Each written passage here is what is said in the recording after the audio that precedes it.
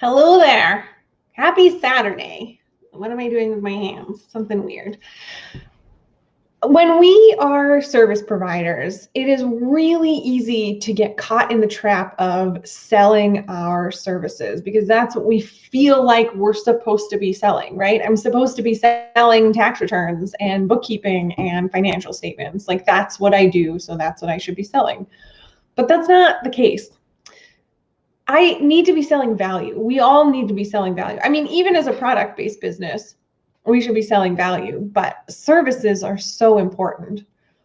What is the result that your client wants? Because that's really what you're selling to them. People don't care about having their taxes done. They don't. They care about the CRA not knocking on their door and saying, hey, you owe a bunch of money. They care about releasing that feeling of worry that they're going to be in trouble or they're going to owe a ton of money. They don't actually, like if taxes weren't mandatory, nobody would do them. It's the same thing with like bookkeeping. People don't want their books done. They want to feel more organized. They want to not be worried about like losing money. They want to have really good information that they can get from their financial information so that they can make good decisions and grow their business and make more money and ultimately, be happier, I guess. And so it's really, really important that we focus on the result that our customer is going to get from us and not the actual thing we're doing, because that's not what matters. And you know, if you are selling your services versus selling value, because you always feel the need to lower your price. Or people are always telling you, I don't like, that's too much. Or, they're comparing your price to somebody else's and saying, well, it's more like, I'm just going to go with the cheapest one.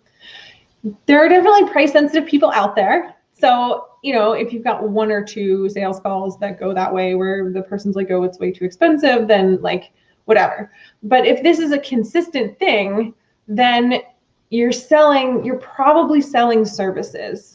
And that's not what people want.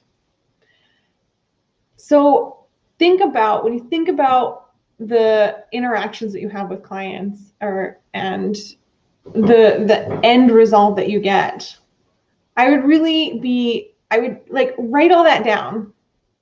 And then when you're speaking to clients or pre-clients on your sales calls, find out what they want.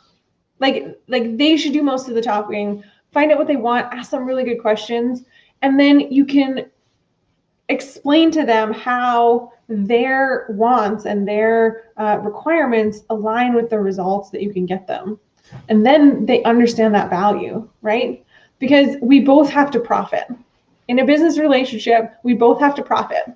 I'm selling you say I'm a coffee shop, I sell you a cup of coffee for $5.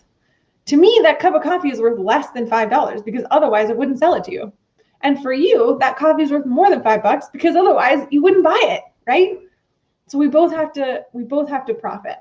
For me, it's my costs and like all of those things that matter. But for you as the customer, that coffee has more value to you than the $5 that you're going to pay for it. So keep that in mind when you're on your sales calls, that you are asking your clients to trade their money that they've worked for, they've spent their time for the results that you can give them and not the service that you offer. Something I was thinking about today. I'd love to hear your thoughts on that. Leave them in the comments for me. If you have any questions, also leave them in the comments for me. If you're looking for accounting and tax tips every week, sign up for the newsletter. There's a link to that in the description. I hope you're doing well, and I'll see you tomorrow.